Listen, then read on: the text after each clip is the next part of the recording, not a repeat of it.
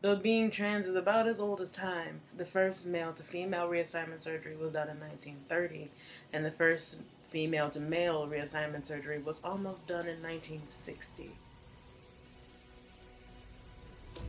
There's a weird prioritization of penis people and a weird undertreatment of vagina owning people, and it's stressful. Even as far as research into how reassignment surgeries work, trans women have an easier time. Their scars are smaller and very, very unnoticeable. Their transitions are a little easier to come by. They're more prominent in media.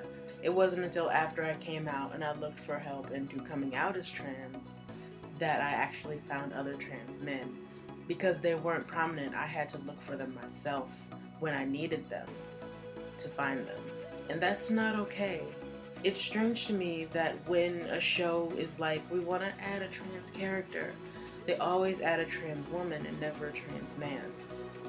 I can't even think of a show that has used a trans man. And while I don't watch a lot of TV, I can say that if there was one, I would definitely know about it. The fact that you can compare how a trans woman is treated versus how a cis woman is treated in media is something that trans men don't even have enough there to compare. It's a sticky situation to think that most of the community I belong to doesn't want to transition because they feel like it's not going to do anything for them. And while there are some people that don't transition, I'm not at all saying that those people don't exist. I'm saying that there are a lot of people who take dysphoria, have dysphoria, and just go, I'll deal with it, because they don't want to go through with things that haven't been as researched. We are dealing with surgeries where we can lose nipples. We're dealing with surgeries that make us incompetent for 6 months. It's scary how much under-research is done on things that are sold to public for trans men. And it's terrible that we have to deal with a lot of things on top of being trans, from things that are supposed to help us. There's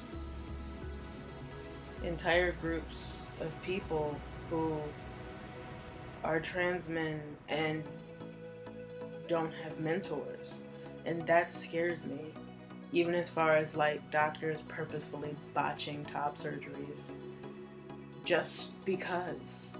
And just the fact that you have to go to a certain doctor and wait in a very, very long line to get a bottom surgery that doesn't look horrendous or frightening is beyond unnecessary.